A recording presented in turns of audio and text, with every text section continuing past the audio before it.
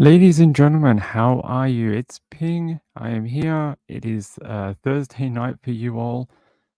Oh, my gain was up. Sorry about that.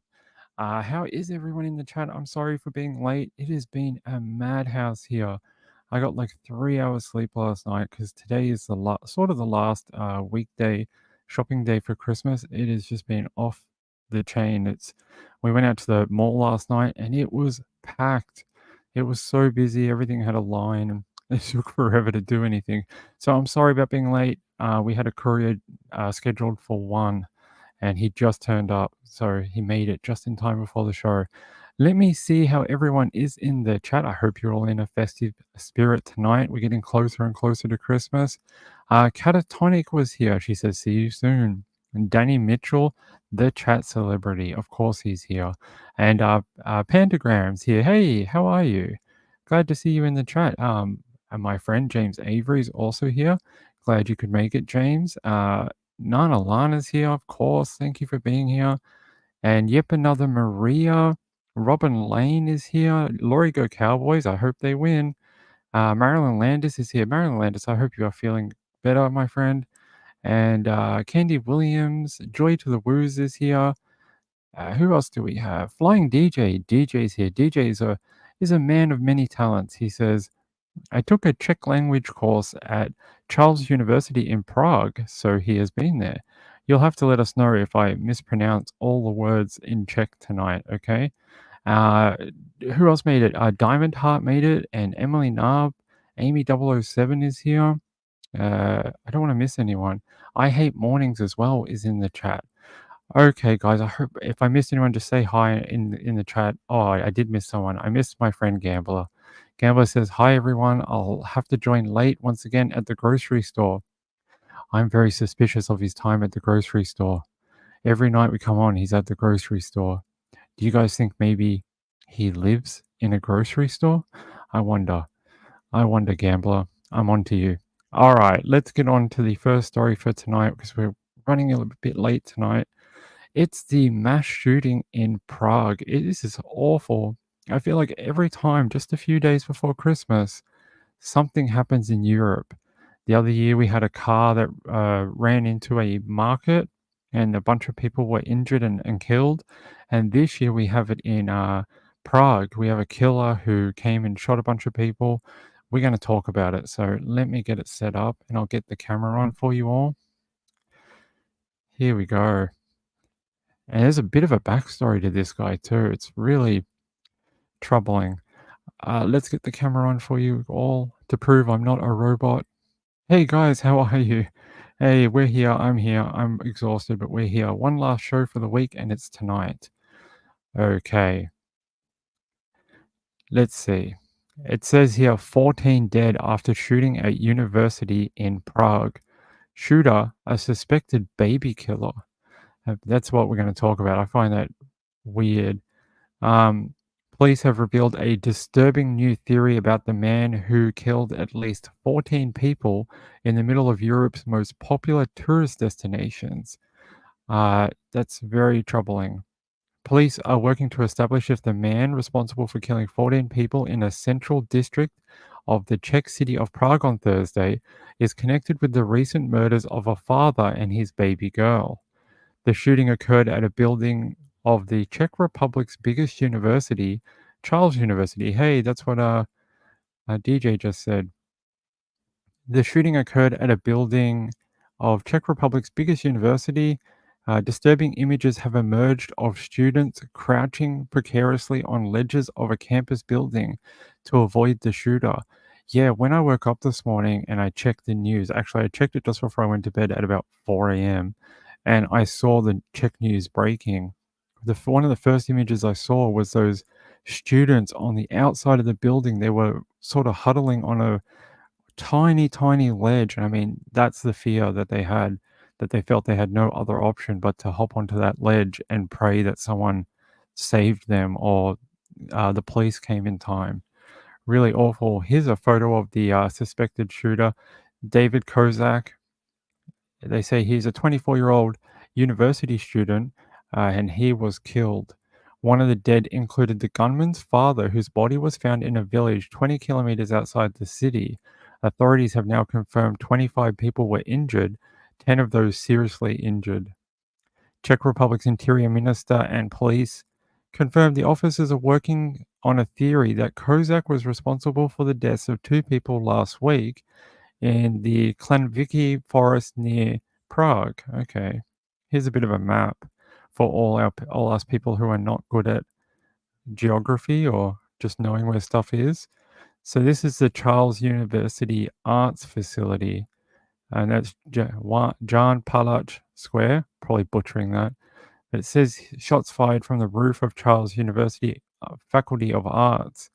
That's a huge building, but that's their arts facility apparently.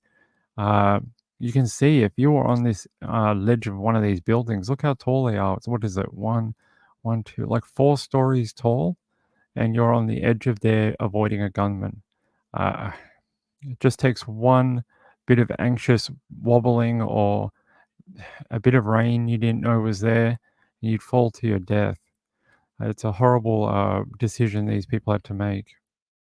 Authorities believe Kozak, who has no history, chose his victims randomly. The university shooting marks the country's worst mass shooting since it split from Slovakia in 1993. Czech President Peter Pavel said he was shocked by the violence. This is the bit here. The gunman murdered a man and his child a week ago. It says, in the lead up to his killing spree, Kozak is thought to have kept a diary in Russian on a messaging app, Telegram. In one chilling post, he wrote, I want to do a school shooting and possibly, kill himself. Police believe Kozak also killed a young man and his 2-month-old daughter in a pram during a walk in a forest on the eastern outskirts of Prague on December 15th. That's horrible. So he had like a practice run. He's like, oh, I'll go out, I'll go in the forest and I'll see what it's like to kill someone. And then I'll decide whether I want to kill a whole bunch of people in a university. Uh, what is going through the minds of these people right now? They said we are working very seriously with the fact that the attacker from the Faculty of Philosophy is also responsible for 2 victims from the end of last week in Klenoviki. They're saying they're not knowing that the victims were in any way connected to the perpetrator. He says, I'm convinced that the victims were completely randomly selected by a person without a criminal history. Let's see if we can find that photo. There's a photo of him with his gun perched on a ledge. I really want to find the photo that has the people on the edge of the building because I think that's just crazy. Hold on. Maybe it's in this story. I've got a couple. Here, there it is. Look at that. There's the people hiding on the ledge of the building. I mean, I don't know if I could do that. I mean, maybe if my life was threatened, I've got like bad vertigo, and I think I'd probably slip and fall or something. Luckily, it looks like there's a ledge or something below a platform, so they wouldn't be falling 4 stories. But still, to be on the edge of a building, yeah, I've got vertigo and sort of height issues. Even if I see it on a monitor, I'll get dizzy. So it's a thing I've had since I was older. Let's have a look. Nalana says, "Hey, Ping." Everyone's just saying how terrible, it's horrible. Uh, just seeing what everyone has to say. Sorry about that. Sherry Runs Late is here. She says, I've got most of the wrapping done and all of the buying finished. Oh, that's good. That's a nice feeling, isn't it? I think we got ours done last night, just about. And Lindy says they jumped down later. Thank God. I mean, I can't imagine being on that building.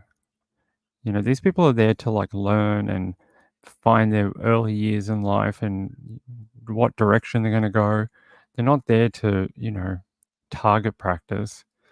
I mean, here, there's these guys, I think they were from Britain and they were in Prague at the time. They rang their parents to say goodbye.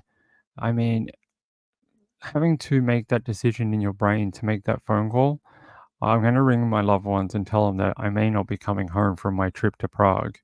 I'm It's horrible. Let's have a listen to them, these British guys, on a boys' weekend. It's our first holiday, Yeah. boys. And when something like that happens, you think first you're going to call your loved ones because you don't know, all the confusion. You don't know if you're going to be able to speak to them. As we because we got onto the tube and obviously we don't know how many attackers there are. We don't know what the attackers are. We've only heard gunshots. So is the tube the best place or the worst place to go? So we were like, we need to ring our parents, say we love them, call our message our friends, all of that. And Жена позвонила и попрощалась. Сестра позвонила, родители попрощалась.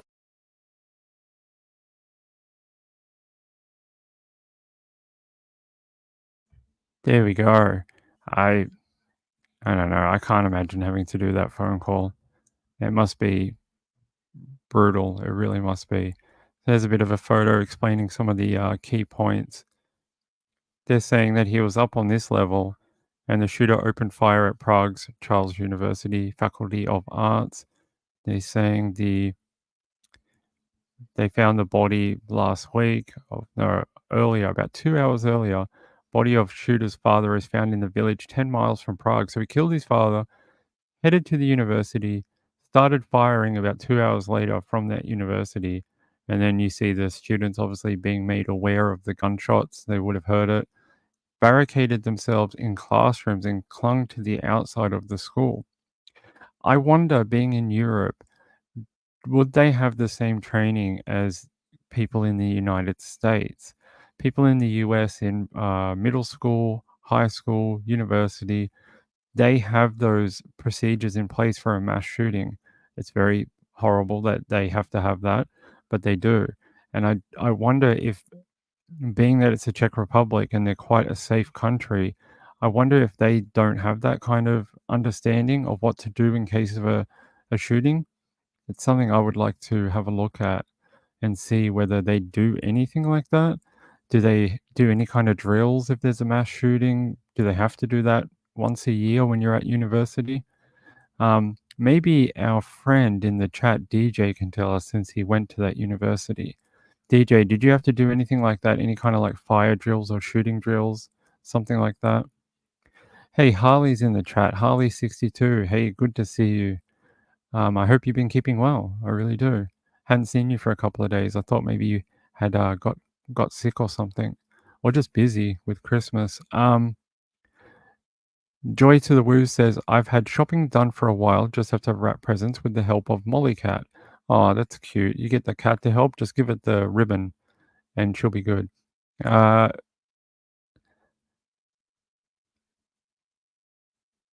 have a look. I just want to see if anyone has any comments regarding the shooting rather than Christmas. That's okay. If you guys want to talk about Christmas, that's good. Yeah. Let's have a look. I'm going to Google it quickly, and I want to see if they have anything like that in Czech.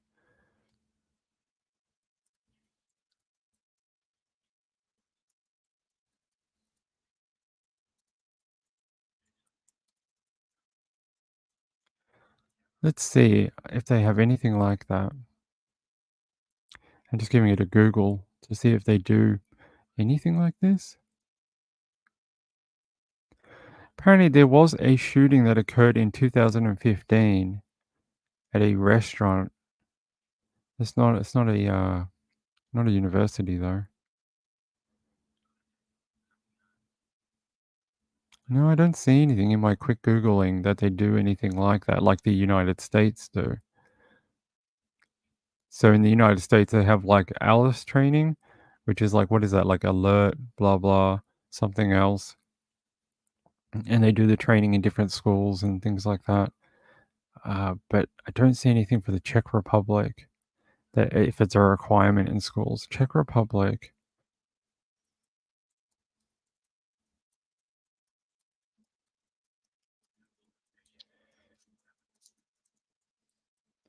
Let's see if they do it in schools at all.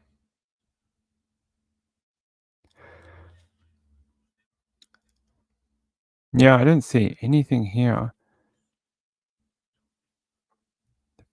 Nope.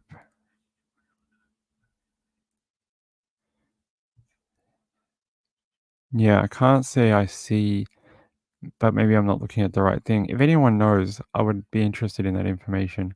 Hey, Beth B made it. Hey, Beth B, how are you? While we have a minute, while I'm searching this stuff, let me talk about this. Hold on, give me a second, actually. Let me fix something.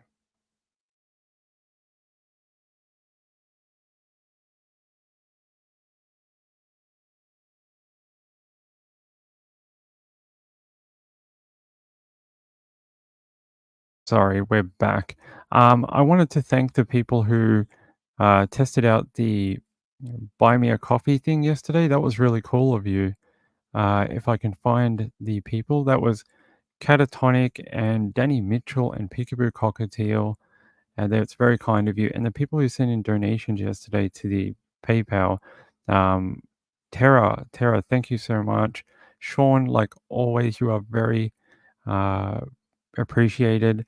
And Beth B, Lee as well, thank you. And JM, JM, I think that's Danny. So Danny, thank you so much. I appreciate it. And Heather O'Brien, Heather today, thank you very, very much. That's very kind of you. She sent a little message. It says, Merry Christmas to a fabulous and hardworking, informative, and all-round nice guy.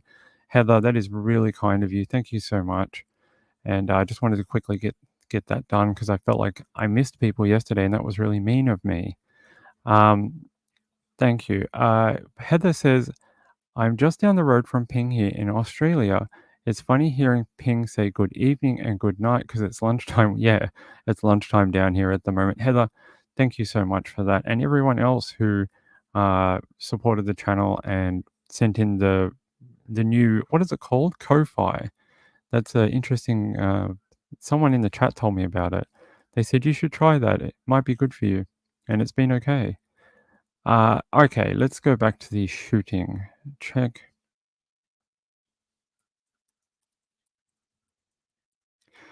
Someone's got their dog outside in my apartments. Let's have a look here.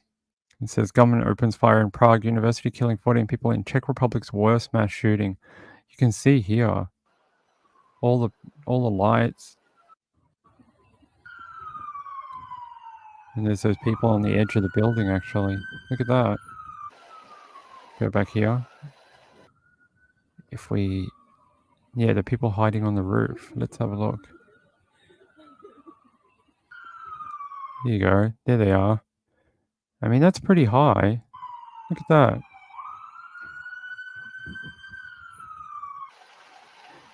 All the people being evacuated finally. I mean, that looks like it was a long day, right? Happened at 2:30 and look, it's dark now. There's no light. It's sun's gone down.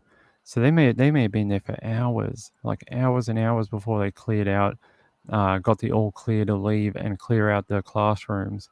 And you can see them doing that. You can see them doing that like hand on shoulders thing where they walk in the caterpillar line. I mean, I hope they are able to get home and back to their families. I can't imagine. And, it looks like just a normal city. And then you have all these cops and they're in their tactical gear. I've never, living in Australia, I've never witnessed anything like that, even though I'm not saying we're better than any other country. But we have had things happen down here. We've had cars, people in cars run into pedestrians. We've had knife attacks and things like that. Not too many shootings unless there was one in Sydney a few years ago at the Lint Cafe. That was a hostage situation. So it happens down here, but I've never seen anything like that with all the people, trapped in places. But yeah, very sad. I will keep an eye out on this. If we get any more information about the shooter, I'll bring it to you. But right now, I think everyone's just trying to find out the who and the why and how far back does it date that he's been killing people. We might find out more if he killed his father, these people at the university, and then this father and little girl a week before. Maybe there's more. Maybe we'll find out. All right, let me get the next story up. Hold on. All right, let me get the next story for you all. Let's find it for you. Let's do the. Do you want to have something that's less intense? Let's do the Chanel story.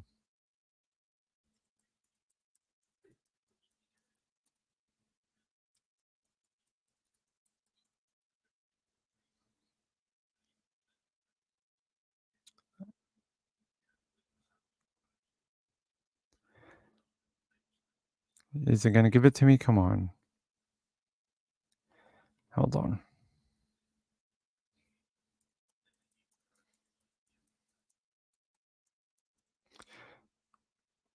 There we go. If it's going to load for me. My internet's been really slow since last night. We had a fire down the road about 4 houses down, and it knocked out our internet for like 2 hours. And ever since it came back up, it's been a little jerky. All right, let's have a look. Brazen moment, 5 hooded thieves casually stroll into Chanel and set off the fire extinguisher and then steal $250,000 worth of bags during audacious smash and grab. Let's have a look at this video at the top of the story. Metropolitan Police, Washington, D.C. There you go. Heading out of a car. They look pretty organized.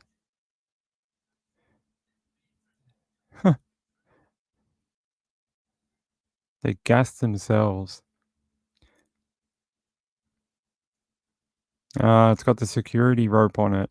Of course it does, buddy. It's like a $30,000 handbag. They don't just leave them out. And then they set off another fire extinguisher. Very clever. They must have scoped this place beforehand because they sort of knew where everything was.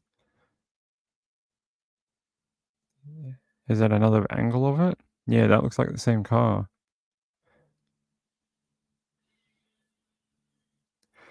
And there you go. Oh.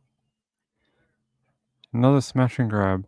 These smash and grabs are getting, they're everywhere. They've happened down here too. All the ones where they overwhelm the entire store, like they send in like 25 people. That has happened down here a couple of times as well. It says here, that is the moment 5 hooded thieves stole the $250,000 worth of bags from Chanel in crime-stricken Washington, D.C. Video shows how the suspects exited a white vehicle before charging into the store at City Center in Northwest early Sunday evening, taking merchandise and fleeing. One suspect was seen grabbing multiple handbags while another discharged a fire extinguisher throughout the shop. Maybe they were doing that to try and conceal their identity a bit. Maybe they saw it in a movie and they're like, hey, if we use a fire extinguisher, they won't be able to see our faces. It says here, a special police officer assigned to protect the property was struck with the contents of the fire extinguisher. A security guard fired one shot during the robbery, but no one was struck. Police have not yet made any arrests and have launched an appeal to identify the suspects in the vehicle in the video. There's a photo, a bit more of a close-up photo of the person. They're wearing gloves. They got masks on, heads covered. It's very hard to tell who they are. And I'm guessing the car was probably stolen, either stolen or has stolen plates. So maybe tracking the car, unless they can do it through traffic cameras, maybe won't yield much. They're going to need someone to talk, really. No, actually, that's not bad. You seen this guy? Do you know him? Do you live in Washington, D.C. or the surrounding areas? And you've seen this fellow before? Call it into Washington, D.C. Metro Police. It says here, surveillance video from inside the store shows one of the robbery suspects who wore a hooded sweatshirt and apparent rubber gloves. Yes, he's got the purple rubber gloves that everyone seems to own now. It says surveillance video shows how the group wearing hooded sweatshirts and rubber gloves entered the store on I Street Northwest at around 5:30 p.m. on Sunday. Police spokesman said one of the suspects discharged a fire extinguisher multiple times, with its contents striking a special police officer, with the other suspect took merchandise from the store. They said as the thieves left, an armed security guard opened fire, but no one was shot. The store was previously robbed in February, during which a flash mob, there you go, the flash mob one I was talking about, also set off the fire extinguisher to create a distraction.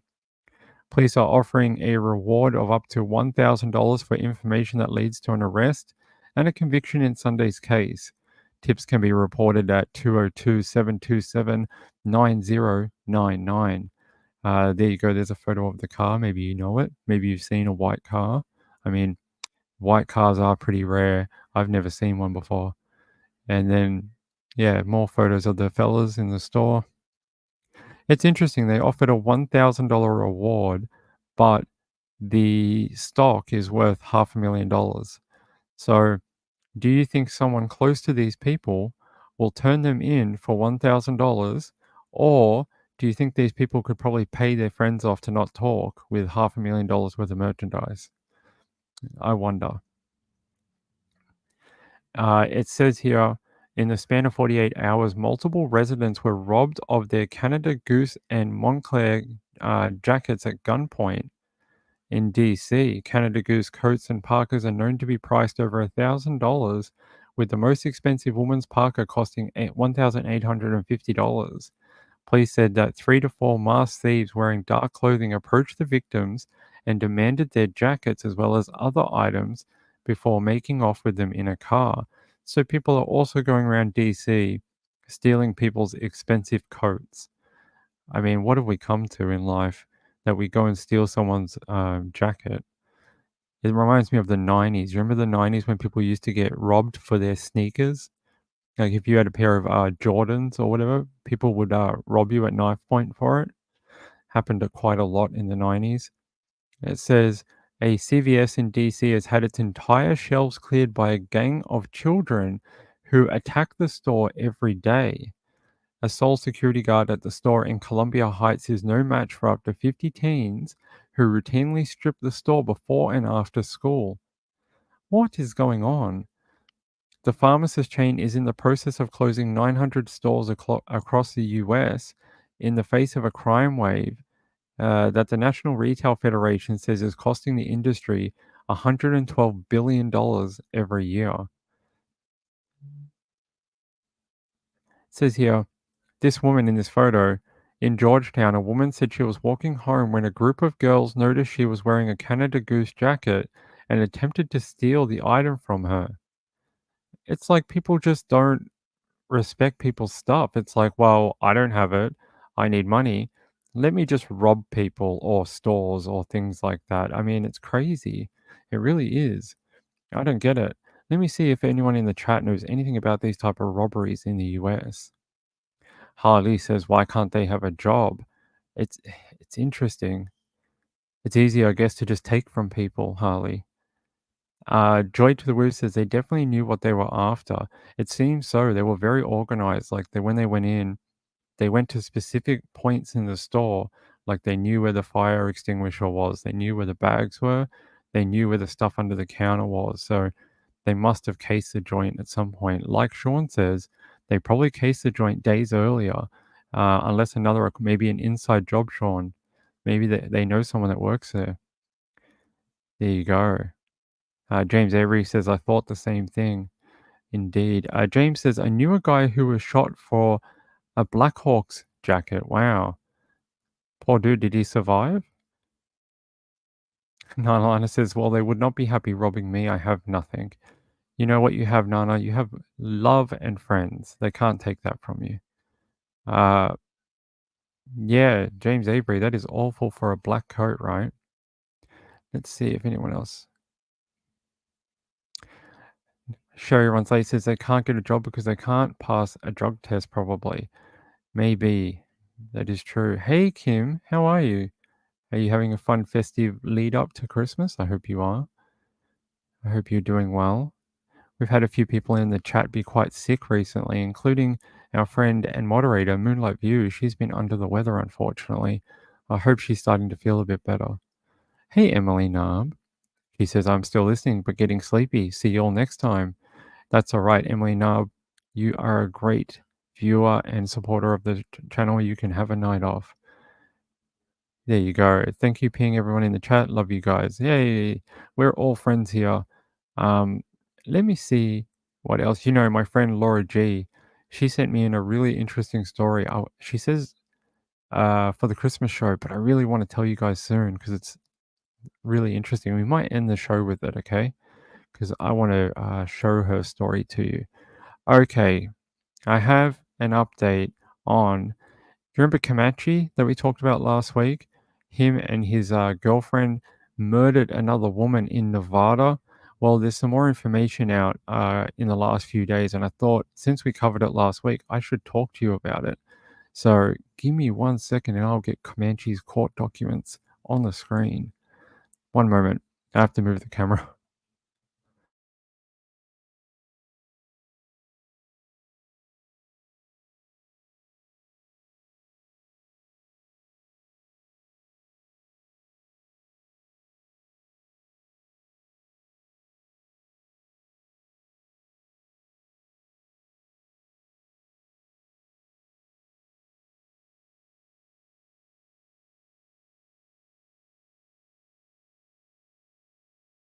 All right, that's better.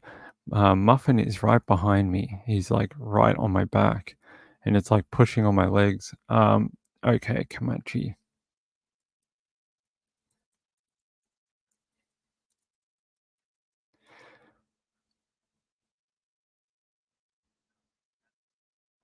Here we go from our friends at the Los Angeles Times. Hopefully, they don't paywall me.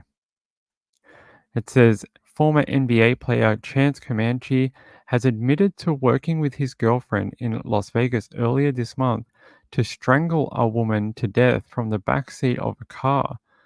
And he said, like how killers do it in the movies. According to authorities and court documents, the former Beverly Hills High School basketball star told the Las Vegas homicide detectives that he conspired with Sakari Hardin to kill Marina Rogers in the early hours of December 6.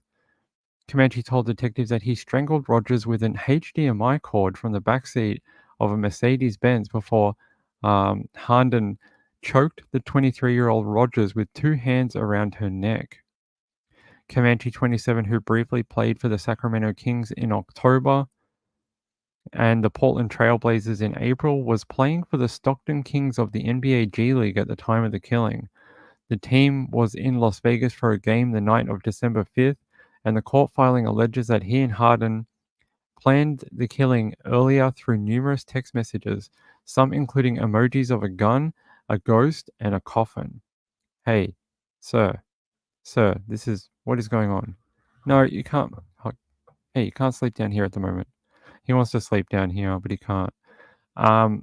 They also said after they were unable to find someone to kill Rogers for $3,000, Comanche and Hardin decided to carry out the killings themselves. In a text message to Hardin on December 4th, Comanche wrote, "If you get a nice little thick piece of rope or some sturdy, I can do it from the back seat like how killers do it in the movies." What killers have you ever seen in the movies that strangle people with a HDMI cord? I don't think I've ever seen that one. I've never watched that movie. According to court filings, Hardin and Rogers were prostitutes and acquaintances who had argued over a Rolex watch, and the fact that Rogers had revealed to others that Hardin had cooperated with police about a boyfriend's involvement in a double homicide in Stockton earlier in the year. The boyfriend, Oshua Satua, was arrested in May along with 16-year-old boy in the case. The night of the killing in Las Vegas, Hardin told Rogers that Comanche was a trick who was into kinky sex and wanted to tie them up and have sex with both of them. Rogers agreed, and while sitting in the front passenger seat of Hardin's Mercedes-Benz, willingly allowed Hardin to bind her hands together with zip ties. Chance made references to fluid coming out of Marana's mouth, which caused him to believe Marana was dead. Comanche and Hardin was placed Rogers' body in a ditch and covered it with rocks. According to court filings, the next morning Comanche boarded the team bus and headed for the airport. It's almost like something you see out of like one of the cop mystery shows, like SUV or whatever, and they're like not SUV, Special Victims Unit, and they're like the big twist in the case is that it was a basketball player that was only in town for one night, and that's why they didn't know who it was and why it seemed random. It's like everything this dude did like came from a movie or a TV show. Bizarre. It says Las Vegas homicide detectives interviewed Camache in Stockton on Friday. The court filing said he confessed to the killing and told detectives where Roger's body was located. Yes, they were able to find her body and ID her. I mean, so basically she was murdered for being a snitch, basically, or what they perceived to be a snitch. That's basically it. Uh, Danny Mitchell says, hell will be crowded. I agree. Especially with all the people we have seen this year. My friend James Avery, what do you have to say up here? James Avery says, first Christmas I remember being 100% healthy, knock on wood. Hey, that is a great achievement. I hope you continue your health into 2024. Laura G says, they will have a hard time selling the bags for full price without the authentication documents. That is a good point about the people from the last story who stole the purses. You are 100% right. That's very kind of you, Danny Mitchell, saying like button y'all, please. I appreciate that. Harley62 says, wow, that's pretty disturbed, right? I mean, she didn't need to die. For what reason? It's not like she told, like, I don't know, gang members that they worked with the cops or whatever. So there's really no, like, what's the motive? The motive is that she talked to someone, or they thought she talked to someone about working with the police earlier. So they kill her just to get arrested for murder. I mean, it doesn't really make a lot of sense, does it? Let's have a look. If there's any more information on the motive. No, it just details his playing career. Let's go back up here. Yeah. They had argued over the Rolex watch and the fact that Rogers had revealed to others that Harnden had cooperated with police about a boyfriend's involvement in a double homicide in Stockton earlier that year. So they were annoyed about a Rolex watch, okay? And then because she had told people about her working with police, they decided to go and commit another murder. That makes total sense. That's exactly what you do. You get out of one murder and then you go and commit another murder. It's very smart. It's what are these people doing? They just treat human life like it's something to play with. They really do. Um, yeah, I don't know, but hopefully Comanche and Harnden will have a trial, and maybe we'll be able to follow it. I don't think they're pleading guilty, are they? Did they take a plea deal? Let's have a look up here. Let me just check if they're going to trial or they pled guilty.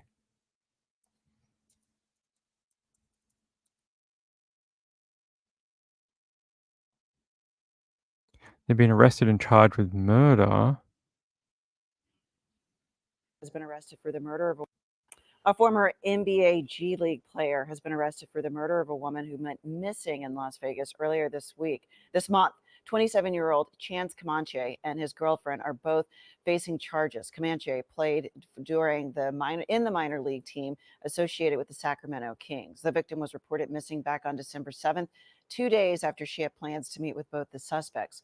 Her remains were found just outside of Las Vegas. Camache was released from the Kings after his arrest.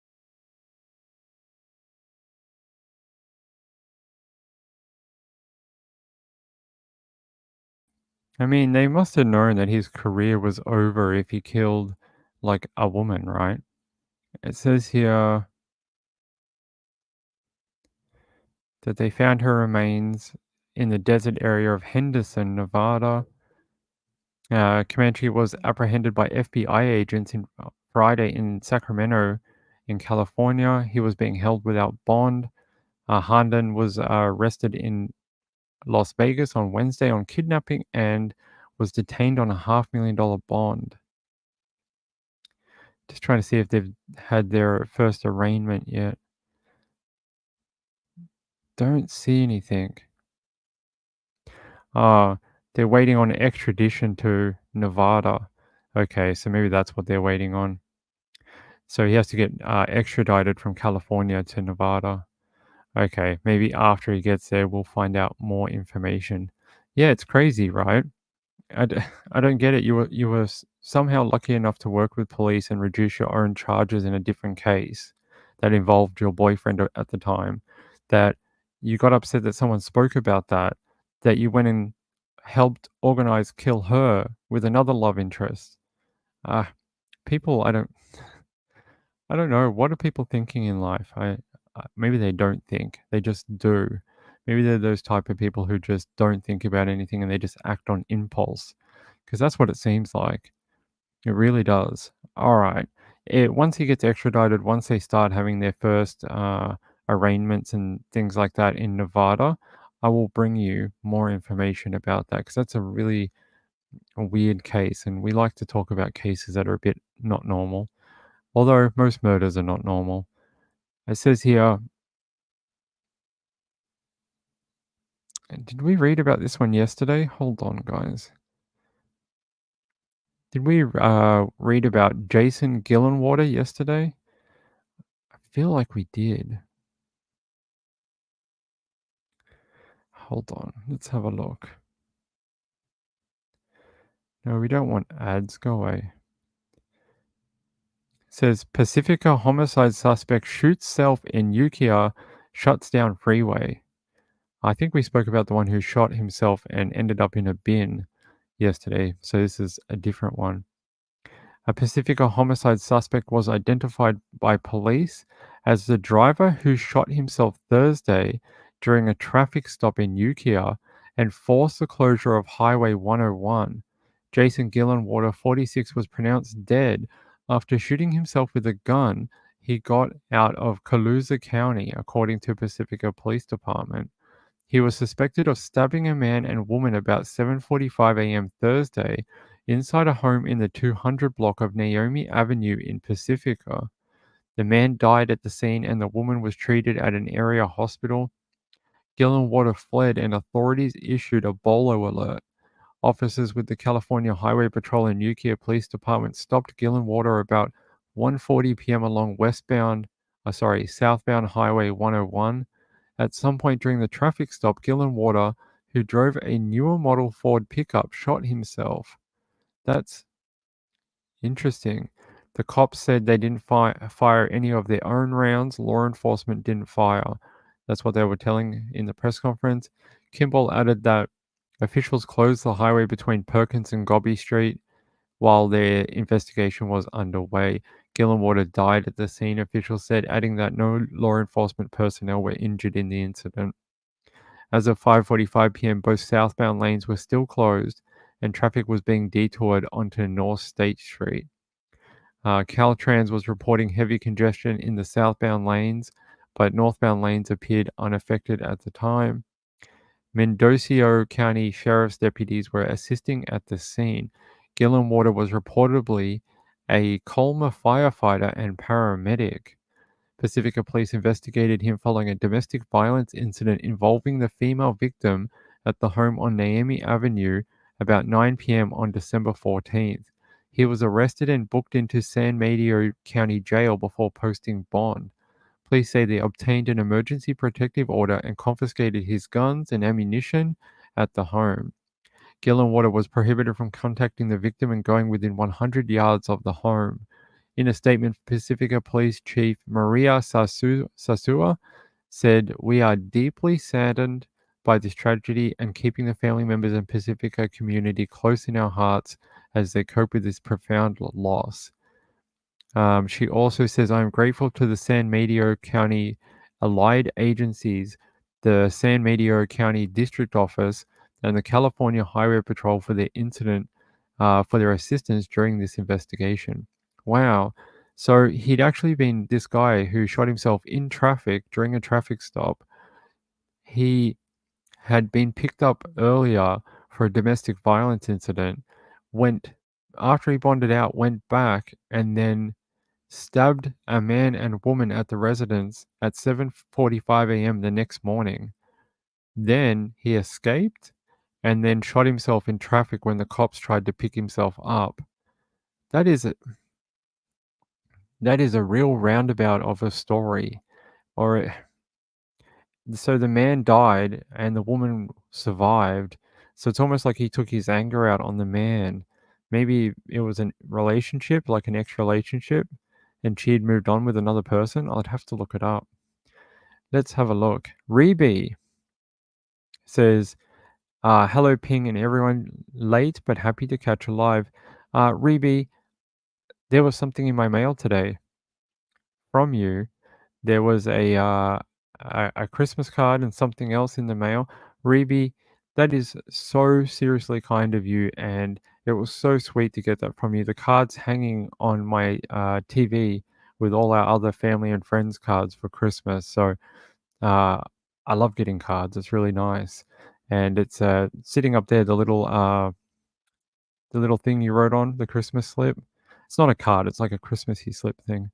Yeah, it's really sweet of you and very kind. It's very, very sweet. And I made it in time for Christmas too. So thank you. And yeah, great to see you in chat. You have to let us know if you're okay doing it, what your new venture is, if you're willing to speak with it or tell us what it is. Because I'd like to know what you're up, like not what you're up to, but what you're doing. And if you need any help with advertising, should we advertise it for you? Let people know they should head to your business and help a fellow Nights with Ping viewer out for all our Australians who live here. While you do that, I'm going to grab another story. What time is it? Well, we've still got some time. Actually, you know what? Laura G sent me this story, and we've talked about such depressing stuff. For the last, we've talked about a mass shooting, a murder, a stabbing, a store stealing. Let's go to a nice story for a minute. I really want to do this one because it's really awesome. Where is it? Where's my friend Laura G? Here. So you can see the title. I wonder if it has a video. It does. Plaza Theater has turned out reliable. Plaza Theater has turned out reliable entertainment, complete with popcorn, Coca-Cola, and of course,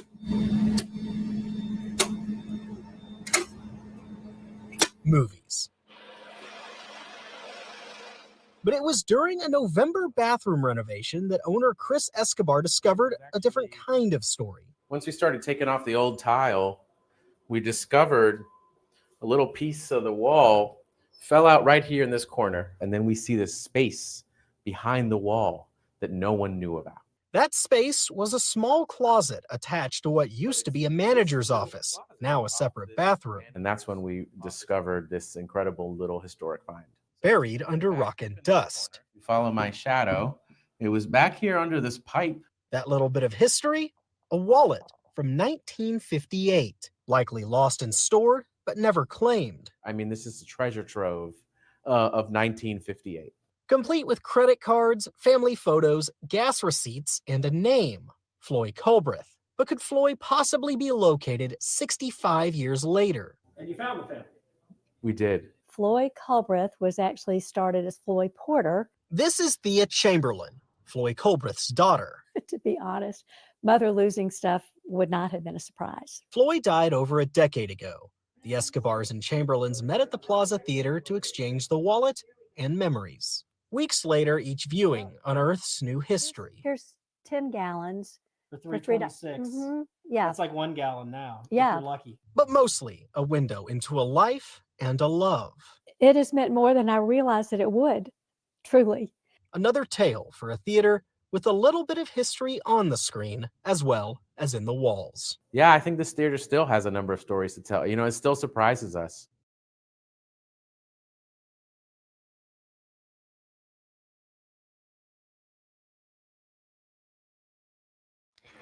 There you go. How cool is that? I love stories like that where you can learn something, see something cool, and sort of like a time capsule. It's sort of like it was frozen in time. How it got back there, I have no idea. I mean, they said it was like a secret closet or something. Maybe at one point it was open. It says for more than 80 years, the Plaza Theater has churned out reliable entertainment complete with popcorn, soda, and of course movies. And then it says when they renovated that bathroom, once we started taking off the old tile, we discovered a little piece of the wall fell out here in the corner, showing where the discovery. How would it have got in there before? Like, did he lose his wallet somehow and it fell down into that crevice?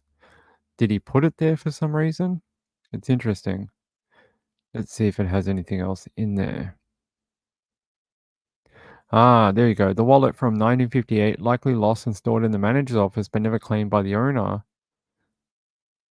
Complete with credit cards for Davison's and rich department stores, family photos, and gas receipts. That's pretty cool. 10 gallons of gas for $3.26. They don't sell gas for that anymore. I'm just trying to see. Oh, they had to reach out to the daughter. They said what less of a surprise was learning her mother lost her wallet in the late summer of 1958. That's crazy. Isn't that a nice thing to return to the family, though? I mean, photos that maybe they've never seen before, just information and a connection to someone. You know, it's almost like a gift from the past. And I think at Christmas that's a really cool thing to have back, especially when people feel like they're missing loved ones and things like that. That's a really cool way of connecting with the past. I like that photo. Isn't that cool? It shows you sort of like the fashion and the styles from back then. I mean, back then, I'm talking about we have people that were a little older than that or born around then. So, I mean, that was 30 years before I was born. But yeah, let's hold on. Okay. Someone was messaging me. Sorry about that. Yeah, Laura G, thank you so much for sending that in. That is, I love those type of stories, especially when we talk about too much murder and bad things and mass shootings. It's something nice for once. Oh, Rebe says, oh, I think she had a different message. Hold on. There. I asked her what she did for her new venture, and she says, my business partner and I have written vocational education programs, TAFE, in teaching English as a second language. So it's like ESAL, right? And also 4-level certificates for learning English as a second language. Wow, that's really awesome. Is that why you were in China to teach people English? That's a really awesome thing to dedicate your life to teaching other people language. It's a really awesome career. She says, I wrote 4 English language programs during my Shanghai COVID lockdown when I couldn't leave my apartment for months. That must be a story all on its own about being in China during COVID. You must have just amazing stories compared to us in Melbourne, where we were in lockdown for like a year and a half, but it was nowhere near as strict as China was. I mean, that must have been a battle every day. Some of the things we saw come out of there, like people not being able to get their groceries and um, just weird restrictions on everything. So, really cool, Rebe.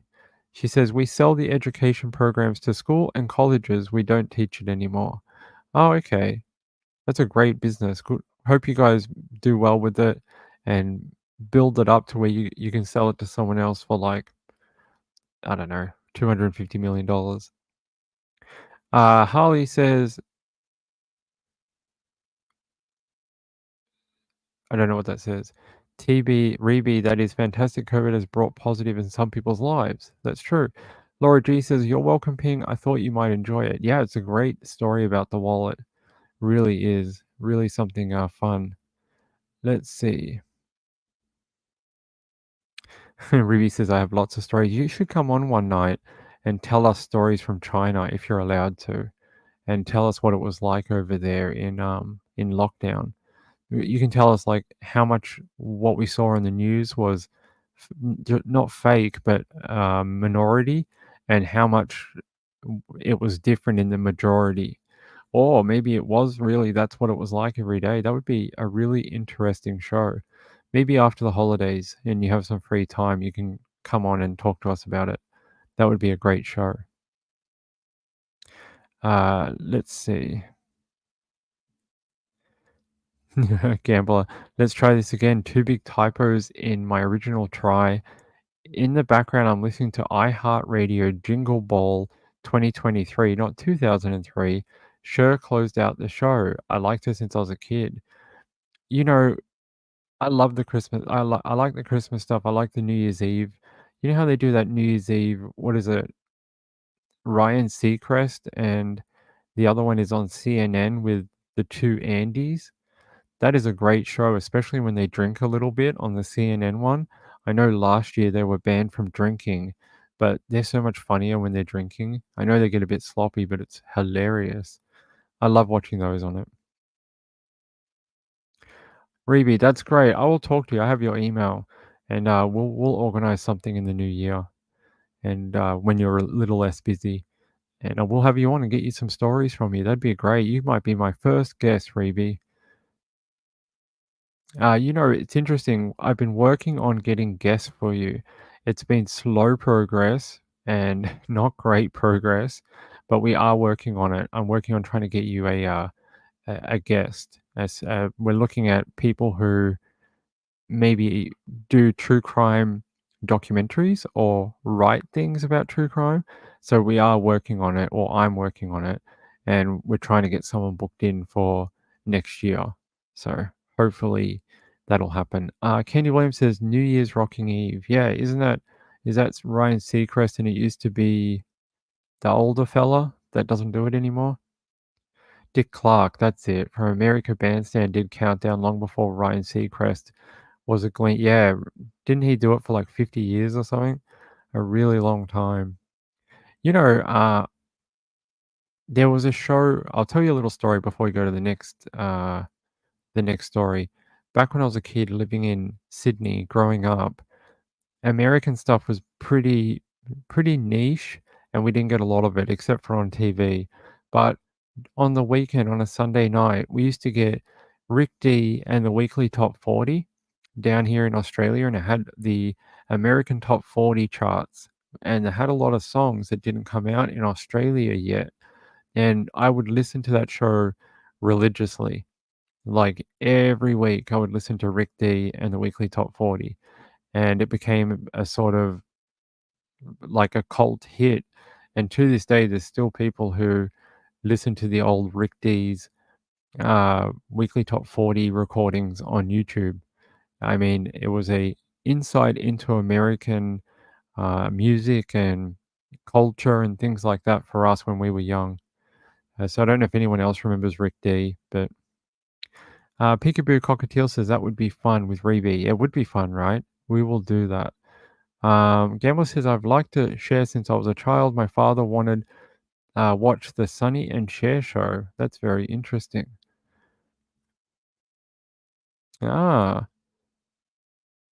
Reby was a little girl, she watched the Sonny and Cher show. That's pretty cool. I can't remember that one. It's a bit before my time, I think. A little bit before Ping's time. I know what it is, but I've never watched it. Okay. Let's go back. We got time for a quick one. One more. All right, one more. And then we can close out for the week. I'll be back on Sunday night for Sunday Nights with Ping. We'll see. Maybe I'll be back on Friday night, but we'll see how I feel tomorrow. I'm a little tired. It's just because it's Christmas, and after I get off here every day, I've got to go do stuff for Christmas and family and things like that. So it's been a bit of a hard week. But if I can come on tomorrow, I will try. But no promises. Other than that, we'll be back on Sunday night for Sunday Nights with Ping. Okay. Let's watch someone rescue a woman from a burning vehicle. You want to see that before we go? says Fraser police in Michigan have released video revealing an officer saving an elderly woman inside a burning pickup. According to Fox 2 Detroit, Fraser police officer Cameron Riper responded to the incident in Macomb County late Saturday night after reports of a flaming pickup truck in the street's median. The flames were in the bed area of the truck, and then the engine compartment was just starting to catch fire. She appeared confused, wasn't really answering questions. She was still trapped in the vehicle, so I opened the door and took her safety belt off and tried to get her out of the car.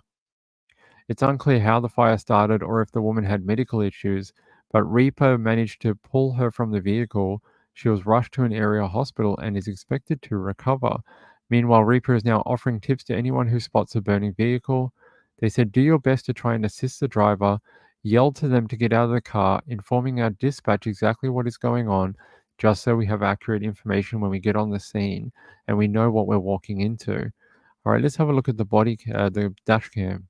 I arrived on scene. I was the first officer. I observed that the vehicle was on fire. When Fraser officer Cameron Reaper pulled up to this scene off of Hayes just south of 15 last Saturday night, he knew immediately what to do: pull the driver out. There was flames in like the bed area of the truck, and then the engine compartment was just starting to catch on fire. He says the driver was disoriented and kept grabbing the steering wheel, but he never stopped trying to get her out. She appeared confused, wasn't really answering any questions. She was still inside the vehicle, so I opened the door, took her safety belt off, and tried to get her out of the car. Reaper was once a firefighter, so his instincts kicked in. Her safety became his top priority. She was an elderly female. It's really unknown if she had a medical issue or if that what exactly happened for the original crash. Officer Reaper tells us that the woman is currently recovering in the hospital from non-life-threatening injuries, but he offered up tips on what to do when you see these kinds of situations. Do your best to try to assist the driver, whether yelling to them to get out of the car, informing our dispatch exactly what's going on, just for we have accurate information when we get on scene and we kind of know what we're walking into.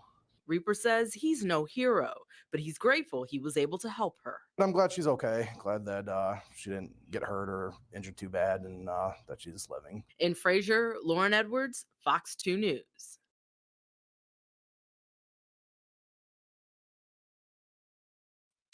That fire was way more alight than I thought they were talking about. I thought it was just like a little fire in the bed of the truck and in the engine. That thing was well alight. That was not a tiny fire. That was huge. She's lucky to survive, and the cop did a great job. I like when we can celebrate when cops do a great job, even when they just do their job every day. Not anything spectacular. They just do a great job every day, day in and day out, just doing normal stuff. We don't always be negative towards police. We call it out when we see it, but we also give praise and thanks when they do, normal things that, they're good at, or just their normal routine and normal duties. It goes both ways. I've seen some people that just constantly bash police and call out all their negative stuff, but it really does. It goes both ways. Can be positive when they do, good things, and we call it out when it's bad. I like to do both. I think that's the fair way of doing it. Okay. Heather O'Brien says, I'm happy I caught this live also. Yeah, I haven't seen you in a while. I hope you're doing okay. I really do. I guess you're just busy like everyone else is leading up to Christmas. There's a question here. Joy to the Woo says, you're coming on Sunday night with Ping, but that's Christmas Day here. I won't be here.